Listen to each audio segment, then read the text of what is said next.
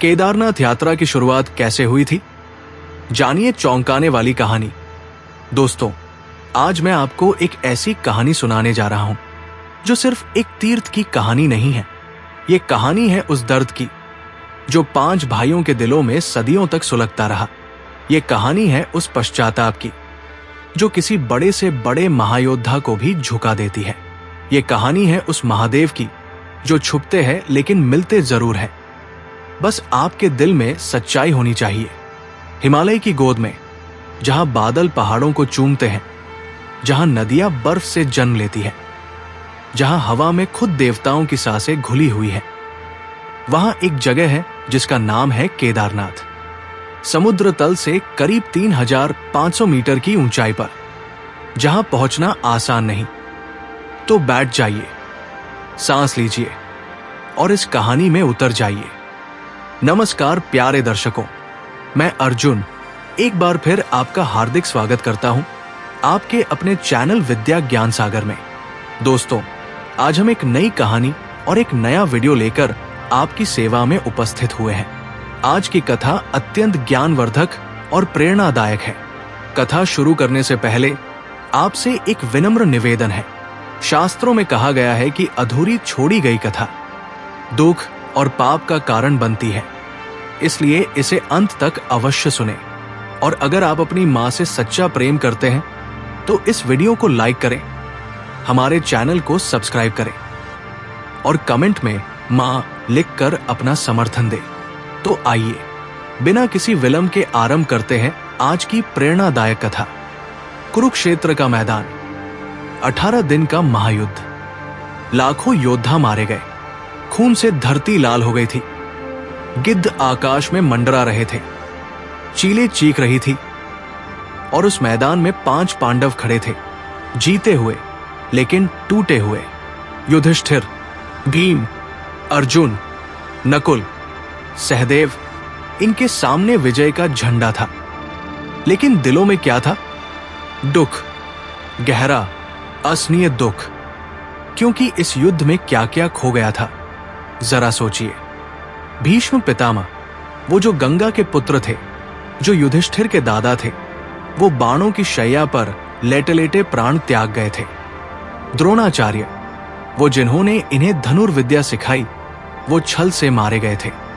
कर्ण, अर्जुन का भाई, जो उनकी मां कुंती का पुत्र था, वो भी इसी युद्ध में मारा गया।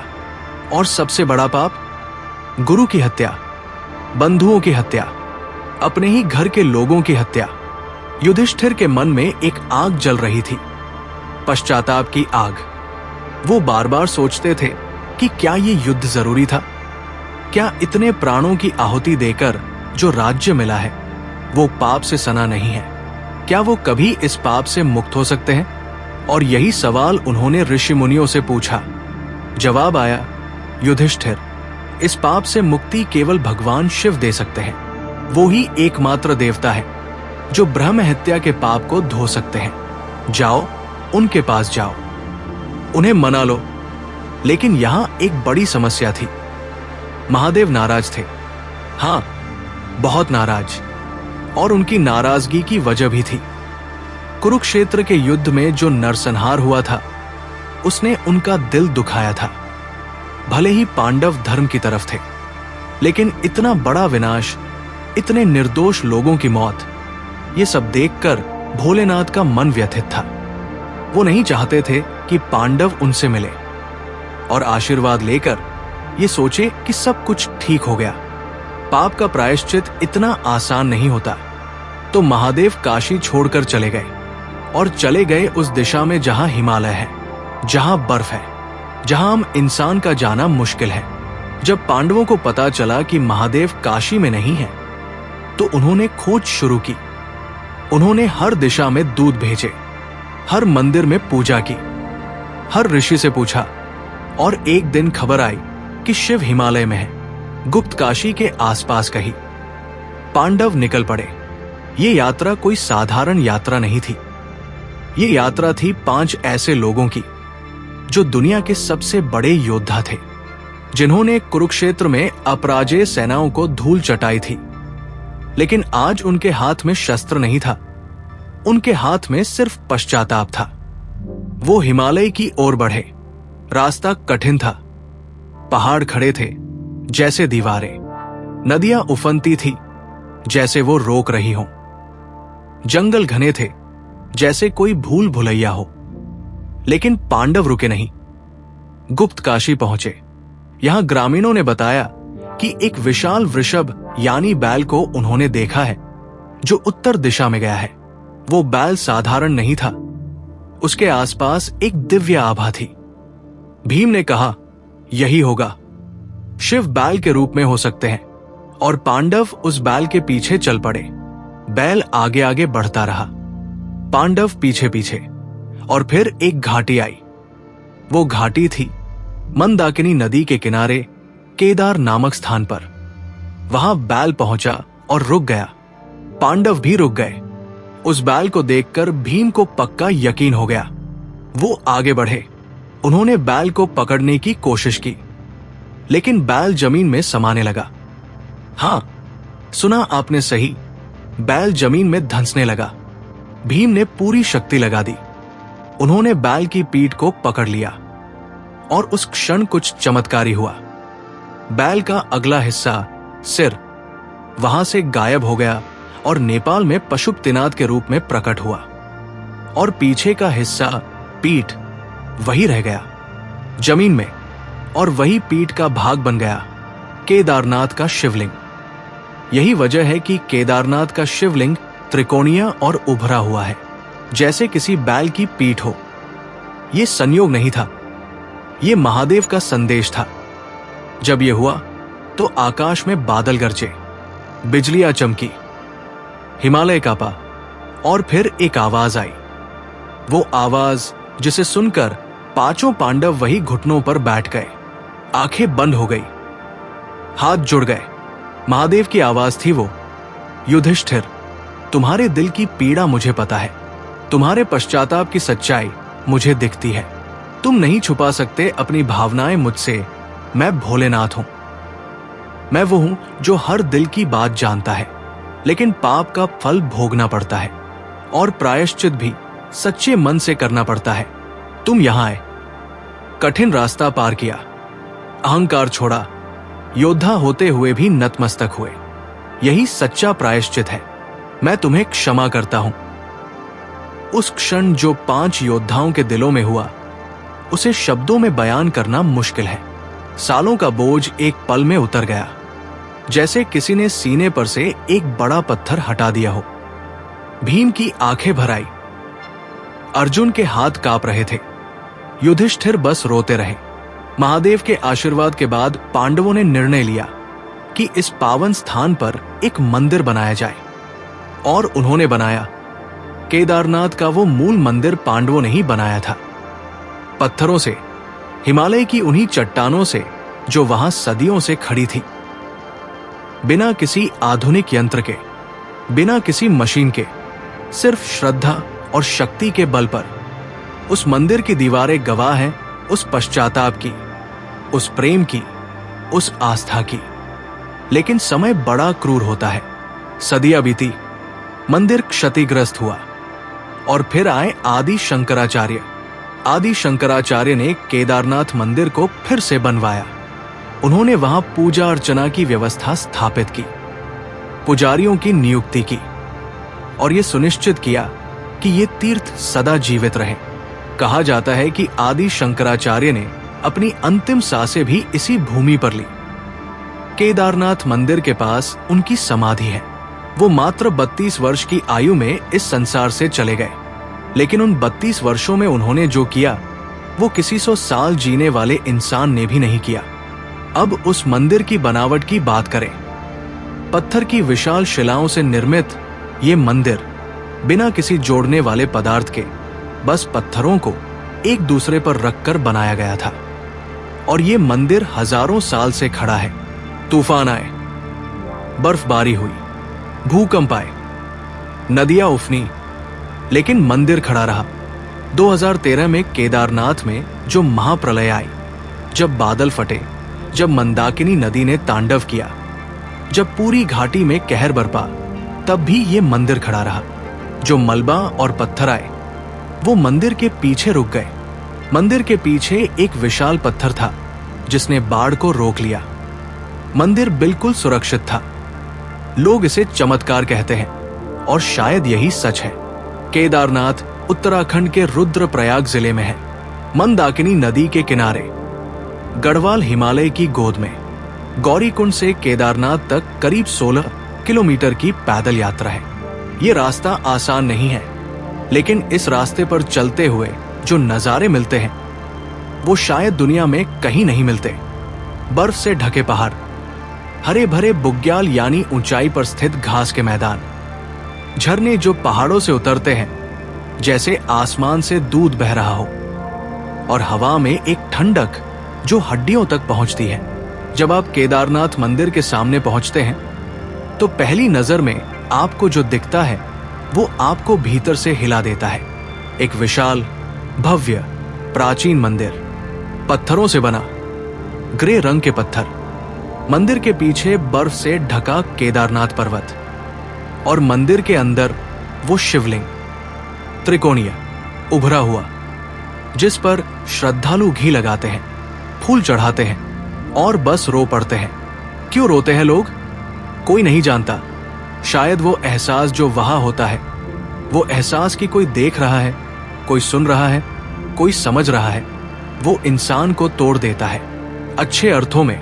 अब एक और बात बताता हूं जो बहुत कम लोग जानते हैं। जब वो दिव्य बैल जमीन में समाया था तो उसके अलग अलग अंग अलग अलग जगह प्रकट हुए।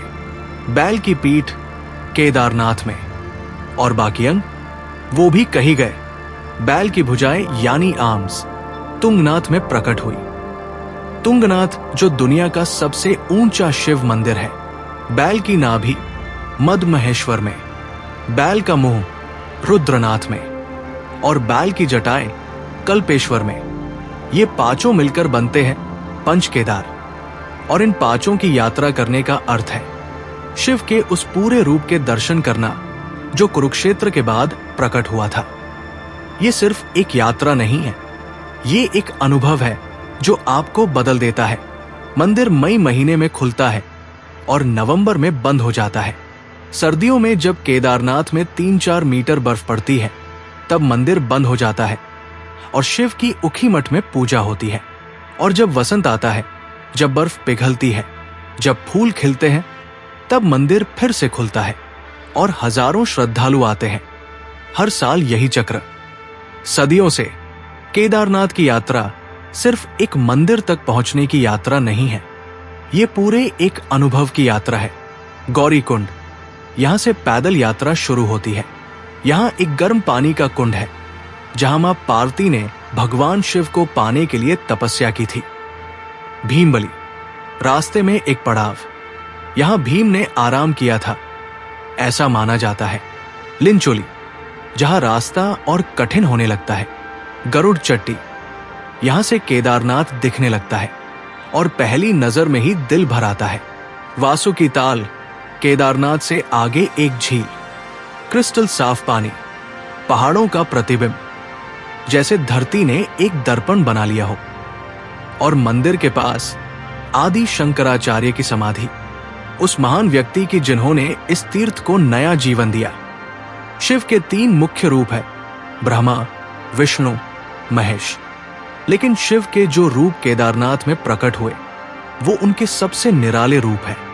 यहां शिव ज्योतिर्लिंग है, यानी वो ज्योति जिसका कोई आदि नहीं, कोई अंत नहीं। भारत में 12 ज्योतिर्लिंग हैं और केदारनाथ उनमें से एक है, सबसे ऊंचाई पर स्थित। माना जाता है कि जो व्यक्ति इन 12 ज्योतिर्लिंगों के दर्शन कर लेता है उसे जन्म मरण के चक्र से मुक्ति मिल जाती है। लेकिन केदारनाथ का महत्व इससे भी बड़ा है, क्योंकि यहां शिव स्वयं प्रकट हुए। किसी ने मूर्ति नहीं बनाई, शिव ने खुद यहां अपना रूप दिया, और इसीलिए इसे स्वयंभू शिवलिंग कहते हैं। स्वयंभू जो खुद प्रकट हुआ, जिसे किसी ने बनाया नहीं। केदारनाथ के बारे में कुछ रहस्य हैं जो आज भी अनसुलझे हैं। पहला रहस्य, वो बड़ा पत्थर जिसने 2013 में मंदिर को बचाया। वो पत्थर कहां से आया? वो इतना बड़ा पत्थर वहां था कैसे? और वो ठीक उसी जगह क्यों रुका जहां रुकने से मंदिर बचता था? दूसरा रहस्य, केदारनाथ मंदिर की दीवारें किसी जोड़ने वाले पदार्थ के बिना कैसे खड़ी हैं हजारों साल से, इतने भूकंप और तूफान के बाद भी? तीसरा रहस्य, मंदिर के अंदर एक गर्भगृह है, उसमें एक रहस्यमय कक्ष है जहां आम लोगों का प्रवेश नहीं। क्या है उसमें? कोई नहीं जानता। एक बात और, शिव को महाकाल कहते हैं, समय से परे। शिव को भैरव कहते हैं, भयंकर। शिव को नटराज कहते हैं, नृत्य करने वाले। लेकिन केदारनाथ में शिव का एक और रूप दिखता है, करुणा का रूप, जो पांडवों को क्षमा कर सका, जो अपराधियों को भी गले लगाता है जब वो सच्चे मन से आते हैं, जो भोले हैं, इसीलिए भोलेनाथ। गंगाधर है, गंगा को अपनी जटाओं में समाये हुए। शंकर है, जो शांति देते हैं। और यही वजह है कि केदारनाथ में जब कोई पहुंचता है तो वो अपना बोझ उतार देता है। जो डर है, जो दर्द है, जो पछतावा है, सब यहां छोड़ जाता है और खाली हाथ लौटता है। लेकिन खाली दिल से नहीं, दिल भरा होता है एक अजीब सी तृप्ति से। सनातन धर्म में 4 पुरुषार्थ है, धर्म, अर्थ, काम, मोक्ष। और केदारनाथ मोक्ष की यात्रा है। मोक्ष यानी मुक्ति, जन्म मरण के चक्र से मुक्ति, अहंकार से मुक्ति, भ्रम से मुक्ति। केदारनाथ में जाने वाला हर इंसान कहीं न कहीं यही खोज रहा होता है। कोई इसे समझकर नहीं आता, लेकिन आत्मा जानती है। जब आप उस मंदिर में खड़े होते हैं और शिवलिंग को देखते हैं तो एक पल के लिए, बस एक पल के लिए सब कुछ रुक जाता है। न भूत न भविष्य, सिर्फ वो पल। और उस पल में, उस खालीपन में कुछ होता है। शायद वही मोक्ष है, शायद वही भगवान से मिलना है। जब पांडवों ने शिव का आशीर्वाद पाया तब उन्होंने एक और निर्णय लिया। उन्होंने राज्य छोड़ दिया। हाँ, जो राज्य इतनी मुश्किल से जीता था उसे उन्होंने छोड़ दिया। युधिष्ठिर ने परीक्षित को राज्य सौंप दिया और 5 पांडव द्रौपदी के साथ स्वर्गारोहण के लिए निकल पड़े। वो रास्ता भी हिमालय से गुजरता था और कहा जाता है कि केदारनाथ से ही उन्होंने अपनी अंतिम यात्रा शुरू की थी। वो बढ़ते गए, एक एक करके गिरते गए। द्रौपदी पहले गिरी, फिर नकुल, सहदेव, अर्जुन, भीम और अंत में स्वर्ग की सीढ़ियों पर युधिष्ठिर अकेले चले, क्योंकि वो एकमात्र ऐसे इंसान थे जो सच्चाई के मार्ग पर सबसे डटे रहे। और महादेव का आशीर्वाद, वो भी उनके साथ था। केदारनाथ वो जगह है जहां से पांडवों ने अंतिम विदाई ली, जहां से उन्होंने मोक्ष की ओर कदम बढ़ाए। यही इस स्थान की पवित्रता है। दोस्तों, ये कहानी जो मैंने आपको सुनाई, ये सिर्फ एक धार्मिक कहानी नहीं है, ये एक जीवन का सबक है। सबक ये कि गलतियां होती है, पाप होते हैं, इंसान भटकता है, लेकिन अगर दिल में सच्चाई है, अगर पश्चाताप सच्चा है, तो भगवान माफ करते हैं। पांडव योद्धा थे, ताकतवर थे, लेकिन जब वो महादेव के सामने गए तो वो सिर्फ इंसान थे, कमजोर, टूटे हुए। और उसी टूटेपन में महादेव ने उन्हें जोड़ा। यही है केदारनाथ की असली कहानी। ये जगह टूटे हुए लोगों की जगह है। जो थके हैं आए, जो बोझ उठाए हैं आए, जो खो गए हैं आए। महादेव यहां है, छुपे नहीं हैं अब। पांडवों ने उन्हें खोज लिया और उसके बाद से वो यहीं हैं, इसी शिवलिंग में, इन्हीं पत्थरों में, इस हवा में, इस नदी में। यही केदारनाथ है, यही महादेव है। जाइए केदारनाथ, एक बार जरूर जाइए, लेकिन तैयारी करके जाइए। सिर्फ जूते और जैकेट की तैयारी नहीं, दिल की तैयारी। अहंकार उतार कर जाइए, अपेक्षाएं छोड़ कर जाइए। और जब उस शिवलिंग के सामने खड़े हो तो बस एक काम करना, आंखें बंद कर लेना और महसूस करना, वो वहां है। ओम नमः शिवाय, हर हर महादेव।